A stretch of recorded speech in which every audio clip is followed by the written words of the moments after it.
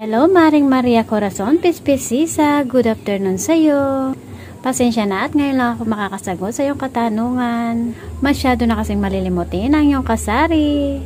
Sasagutin ko lang iyong katanungan kung ano nga bang size ang ginagamit ko para sa aking mga mantika na 5 pesos at saka 10 pesos.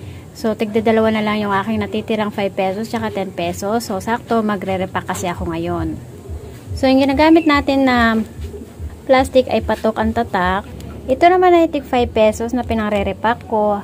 1 by 10 ang size niya.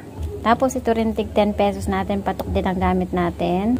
Ang size naman nito ay 1.5 by 10.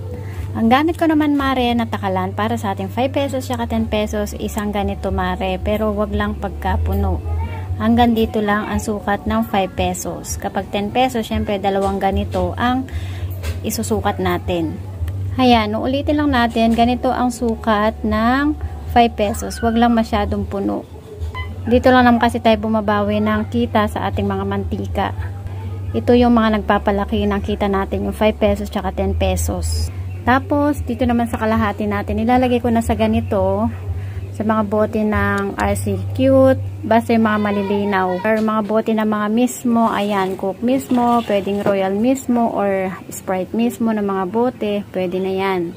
So, at least, hindi na tayo gagamit ng plastic para dito kasi maghuhugas na lang tayo. Hinuhugasan ko to, sinasabon ko, tapos pinapatuyo ko, bago ko siya lagyan ng mantika para malinis naman na mabibili ni customer. So, yun lang, mare. Sana'y nasagot ko ang iyong katanungan. Pasensya na rin at medyo natagalan ang ating pagsagot sa iyong katanungan. Salamat!